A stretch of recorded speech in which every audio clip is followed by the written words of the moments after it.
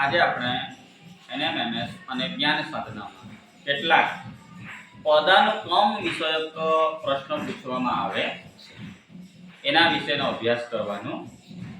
પદાનુક્રમ એટલે શું? તો કે પદાનુક્રમ એટલે કોઈ વ્યક્તિનો હરોળમાં નિશ્ચિત સ્થાન હોય અને તેના વિષયક આપણને જે પ્રશ્ન પૂછવામાં આવે છે તેને પદાનુક્રમ કહેવાય. હરોળ એટલે શું? કોઈ લાઈન. હરોળ એટલે શું? કોઈ લાઈન. એમાં એમ પણ પૂછે કે વ્યક્તિનું નામ આપવામાં આવ્યું હોય કે આ વ્યક્તિનું ડાબી બાજુથી આટલામું સ્થાન છે, જમણી બાજુથી આટલામું સ્થાન છે, તો હરોળમાં કુલ કેટલા વિદ્યાર્થીઓ હશે અથવા કુલ કેટલા માણસો હશે?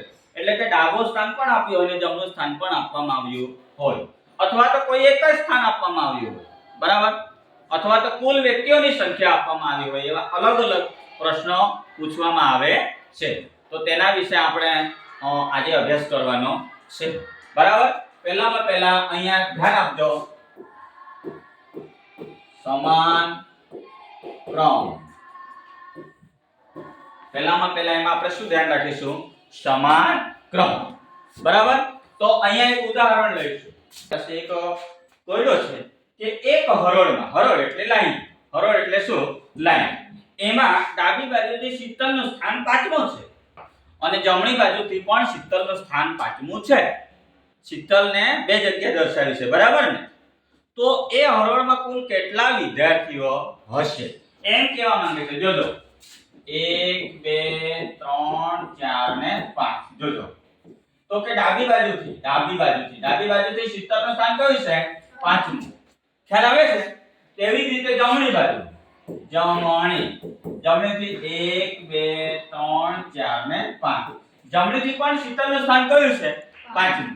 તો સામાન્ય રીતે અહીં આપણે જોઈએ તો ડાબેથી 5 અને જમણેથી 5, તો કે 10 વિદ્યાર્થીઓ હશે કુલ. પણ ખરેખર 10 વિદ્યાર્થી હોતા નથી, બરાબર. હવે અહીંયા હજુ જો 5 6 7 8 9 10, તો કે કેમ આપણે 10 કર્યા? ડાબેથી 5 અને જમણેથી 5, એટલે સરેરાશ કે એમાં ખરેખર કે 10 વિદ્યાર્થીઓ હશે. તો જોજો, તો અહીંથી શીતલનો 1 2 3 4 ને 5. જો જમણેથી આવીએ તો શીતલનો અહીંયા 5મો નંબર આવે છે. ખ્યાલ આવે છે? 1 2 3 4 ને 5.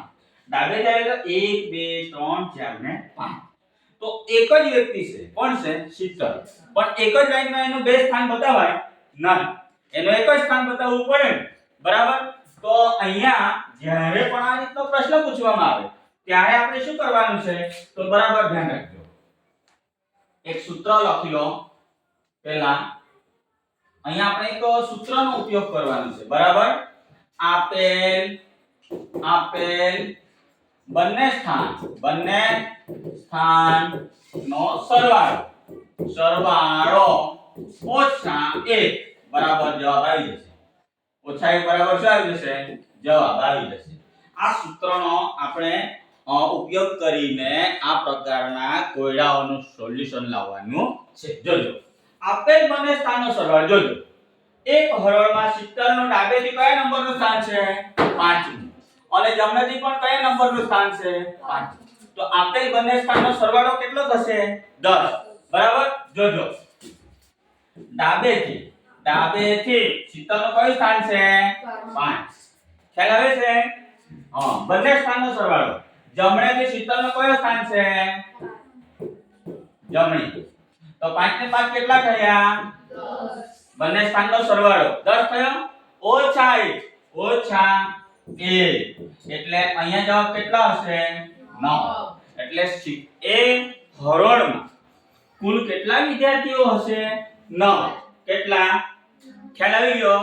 ચાલો સરસ, ઉતારી દો. એક હરોળમાં ડાબેથી રવિનો 18મું સ્થાન છે. ડાબેથી કયું સ્થાન છે? 18. અને જમણેથી પણ 18મું સ્થાન છે. આપણે આ શરત શું છે? સમાન ક્રમ વાળા કોયડા જોતા છે. કયા ક્રમ વાળા? સમાન. તો રવિનું ડાબેથી પણ 18મું સ્થાન છે અને જમણેથી પણ 18મું સ્થાન છે. તો એ હરોળમાં કુલ કેટલા વિદ્યાર્થીઓ હશે, કુલ કેટલા બાળકો હશે અથવા કુલ કેટલા માણસો હશે, એ રીતના કોયડા પૂછશે. તો આપણે શું કરીશું? સૌપ્રથમ ડાબેથી કયો ક્રમ? 18, બરાબર. જમણેથી કયો ક્રમ? જમણે. હવે આપણે શું અહીંયા સૂત્ર બનાવ્યું હતું? આપેલ બંને ક્રમનો સરવાળો ઓછા 1. તો આ બંને ક્રમનો સરવાળો કરીશું ને તો 18 ને 18 36 ઓછા કેટલા 1. કેટલો જવાબ આવશે? 35. એટલે કે આ હરોળમાં કુલ કેટલા બાળકો હશે? 35. કેટલા બાળકો હશે? 35. ખ્યાલ આવે છે? ઓકે, હું તમને એમ પૂછું, તમારે તરત જવાબ આપવાનો છે એટલે મને ખ્યાલ આવશે. એક હરોળમાં ડાબી બાજુથી ખુશીનું સ્થાન 14 છે અને જમણી બાજુથી પણ ખુશીનું સ્થાન 14 છે, તો એ હરોળમાં કુલ કેટલા બાળકો હશે? વેરી ગુડ, બોલો બેટા. 27. કેટલા? 27. કનેલભાઈ વેરી ગુડ. આરતીભાઈ કેટલો જવાબ આવ્યો? 27. ખ્યાલ આવી ગયો ને? આ સમાન ક્રમ ગણ. ઓકે, ઉતારી દો આને બાળકો. હવે બંને બાજુથી અલગ ક્રમ. એના પહેલા આપણે જોઈએ કે બંને બાજુથી સમાન ક્રમ ના આપણે દ્રષ્ટાંતો નો અભ્યાસ કર્યો, બરાબર? હવે અહીંયા શું કહેવા માંગે છે? બંને બાજુથી અલગ ક્રમ એટલે જોજો, અમનનું સ્થાન પોતાના વર્ગમાં ઉપરથી ચોથું. ઉપરથી કેટલું છે? અહીં ડાબે કે જમણે નથી. ખ્યાલ આવે છે? ઉપર નીચે હશે. શું હશે? ઉપર નીચે. અને નીચેથી 41મું છે. જો ત્યાં કેવું હતું? ડાબેથી 5મું, જમણેથી 5મું. સમાન ક્રમ આવતા હતા કે નહીં બંને બાજુથી? પણ અહીંયા ક્રમ અલગ થઈ ગયા છે. હવે શું કરીશું? જ્યારે પણ ક્રમ અલગ થાય પરંતુ આપણને શું પૂછવામાં આવ્યું હોય? કુલ કેટલા માણસો હતા? કુલ કેટલા વિદ્યાર્થીઓ હતા? કુલ કેટલા બાળકો હતા? શું પૂછવામાં આવે છે? કુલ સંખ્યા. શું પૂછવામાં આવે છે? કુલ સંખ્યા. તો રીત એના 1. રીત એના 1. ક્રમ ભલે અલગ અલગ આપે એટલે આપણે શું છે? આપેલ બંને ક્રમનો સરવાળો ઓછા 1. બરાબર? ચાલો, અમરનું સ્થાન ઉપરથી. ઉપરથી અમરનું સ્થાન કયું છે? ચોથું. ઉપરથી. ચાલો, નીચેથી અમરનું સ્થાન કયું છે? 41. શું કરીશું? સરવાળો. શું કરીશું? કેટલા થયો? 45. બંને ક્રમનો સરવાળો ઓછા કેટલા કરીશું? 1 ને 1. તો અહીંયા પણ કેટલા બાળકો હશે? 44. એટલે ક્રમ બદલાય છે બંને બાજુથી, તોય આપણી રીત બદલાતી નથી. ખ્યાલ આવી ગયો? આવી ગયો. ચાલો, દાનિયેલનો ઉપરથી 5મો ક્રમ છે. દાનિયેલનો ઉપરથી 5મો ક્રમ છે અને નીચેથી 20મો ક્રમ છે. ઉપરથી 5મો ક્રમ અને નીચેથી 20મો ક્રમ. તો કુલ કેટલા વિદ્યાર્થીઓ હશે? સંતીબેન 24. દાનિયેલભાઈ 24. શીતલબેન 24. આરતીબેન 24. બર્થડેજી 24. ખ્યાલ આવી ગયો? ઓકે, બાળકો હોશિયાર. ચલો ઉતારી દો બાળકો. હવે આપણે કુલ વિદ્યાર્થીઓ પરથી ક્રમ શોધો. એટલે હવે શું હશે? અહીંયા કુલ વિદ્યાર્થીઓની સંખ્યા આપવામાં આવી હશે અને ત્યારબાદ એનો એક ક્રમ આપવામાં આવ્યો હશે, ડાબેથી કે જમણેથી, આગળથી કે પાછળથી, અને એક બાજુનો ક્રમ શોધવાનો હશે. જો અહીંયા પહેલા સમજો, 23 વિદ્યાર્થીઓના હરોળમાં વિદ્યાર્થીઓની સંખ્યા કેટલી આપવામાં આવી છે? 23. 23 વિદ્યાર્થીના હરોળમાં આગળથી આરતીનું સ્થાન 8મું છે. આગળથી આરતીનું સ્થાન કયું છે? 8મું. તો પાછળથી કેટલામું હશે? એટલે જો સામાન્ય રીતે આપણે કઈ રીતે મોટા ભાગના ગણતરી કરીએ તો જોજો, કુલ કેટલા વિદ્યાર્થી છે? જોજો, 1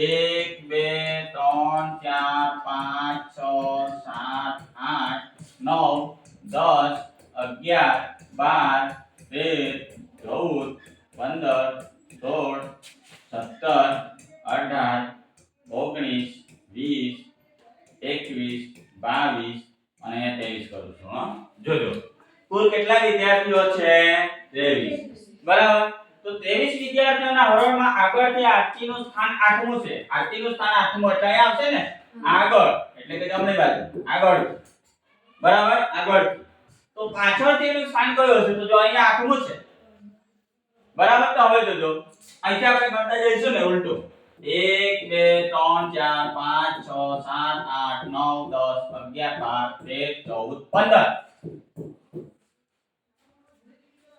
બરાબર?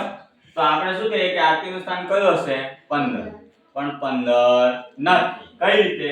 તો જોજો અહીંયા તો આ 15 વિદ્યાર્થીઓ આરતી સિવાયના છે. અહીંયા આપણે ગણ્યું તેમાં આરતી આવી નથી ને.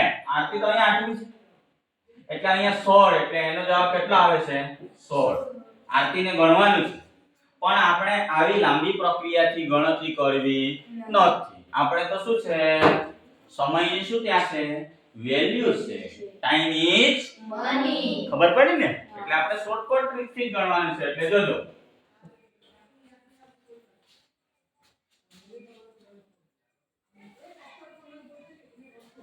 જો બાળકો, જ્યારે કુલ વિદ્યાર્થીઓની સંખ્યા અને એનો સ્થાન આપવામાં આવ્યું હોય છે, ખ્યાલ આવે છે?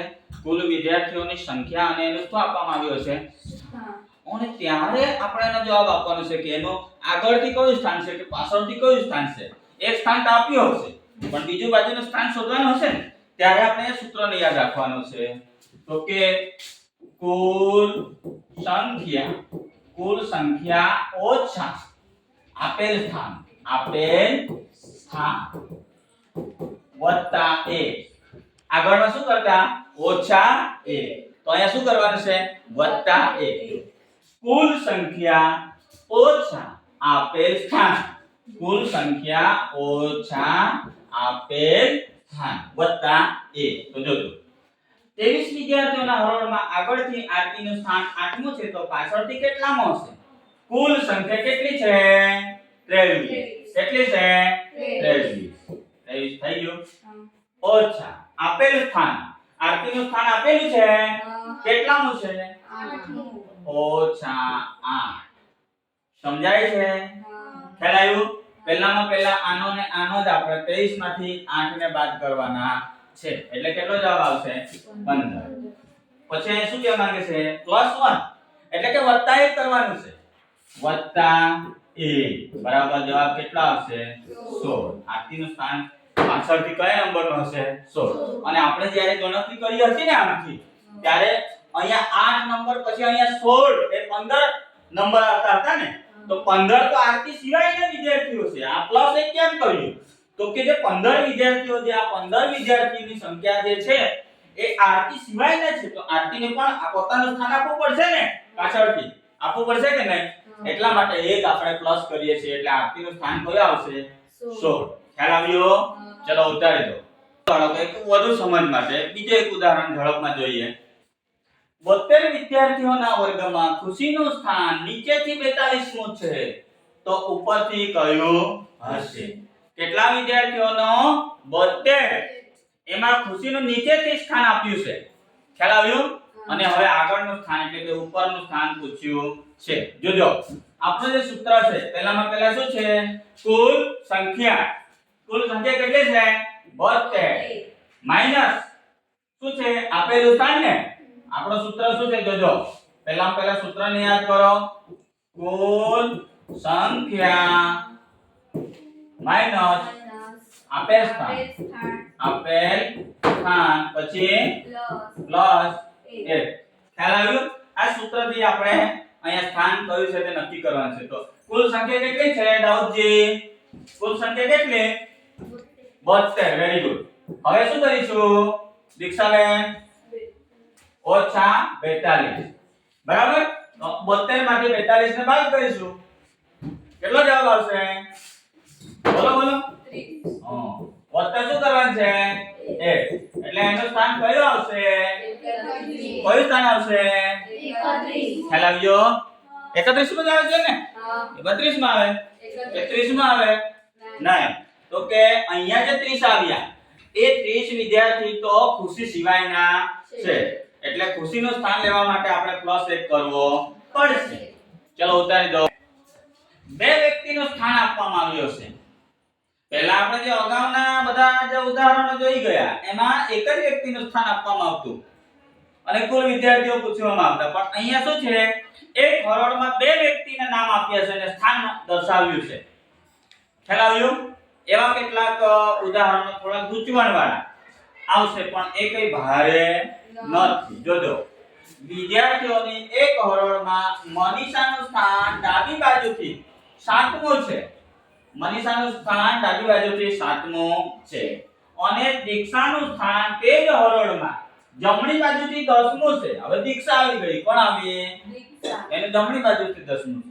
તે બંને વચ્ચે 7 વિદ્યાર્થી છે. આ બંને વચ્ચે જો અહીંયા જોજો મનીષા 7મા નંબરે છે ને એક હરોળમાં અને એટલે મનીષા ડાબેથી છે 7મા નંબરે અને દીક્ષા પાછળથી એનું સ્થાન કયા નંબર પર છે? 10મા. અને આ બંને વચ્ચે કેટલા વિદ્યાર્થીઓ છે? 7. ત્યારે આપણે શું કરીએ કે આવું તો અમે તો શીખ્યા જ હતા નહીં. આ કશું જ ભારે છે નહીં. જોજો અહીં એમ કહેવા માંગે છે. ચલો પહેલા કોણ છે? મનીષા. મનીષાનું ડાબી બાજુથી કેટલામું સ્થાન છે? 7મું. 1 2 3 4 5 6 7. આ કોણ છે? મનીષા. ચાલો દીક્ષાનો હવે આપણે જોઈશું. દીક્ષાનું જમણેથી કયું સ્થાન છે? 10. 10 છે ને એટલે આપણે એમ કરીશું 1 2 3 4 5 6 7 8 9 10. આ કોણ છે? દીક્ષા. બરાબર. પણ એ શું કહેવા માંગે છે? બંનેની વચ્ચે કેટલા વિદ્યાર્થીઓ છે? જુઓ તે બંને વચ્ચે 7 વિદ્યાર્થીઓ છે. પાછા કેટલા વિદ્યાર્થીઓ છે? જોજો 1 2 3 4 5 6 7. આ તો 7 અહીંયા આવશે ને? ખ્યાલ આવે છે? એનો મતલબ એમ થાય છે તો જ્યારે પરીક્ષામાં ત્યારે આવું લોંગ કરવાની કશું જરૂર નથી. ખ્યાલ આવે છે? જ્યારે પણ આ રીતના આપણને કોયડાઓ પૂછવામાં આવે, કોઈ બે વ્યક્તિના સ્થાન બતાવ્યા હોય, તેઓની વચ્ચે પાછા વિદ્યાર્થીઓને કે માણસોની સંખ્યા બતાવી હોય, કંઈ ગભરાવાનું. આપણે અગાઉના જે દાખલા ગણી ગયા ને એના કરતા એકદમ ઈઝી દાખલો છે. પણ અહીંયા ગૂંચવણમાં મૂક્યું છે કે તમારી પાસે સમજ શક્તિ કેટલી છે, તમે સમજીને અર્થઘટન કેવું કરી શકો છો તે જાણવા માટેનો આ રીતના ઉદાહરણો આપણે આપણી સમક્ષ મૂકી શકીએ. તો જોજો આવું કશું કરવાનું છે નહીં. તો તમે કહેશો આ દીક્ષા 7 મનીષા 7 આ દીક્ષા 10 આ વચ્ચે 7 અને પછી ગણશો 7 ને 7 14 ને 10 24. બરાબર ને? હવે જોજો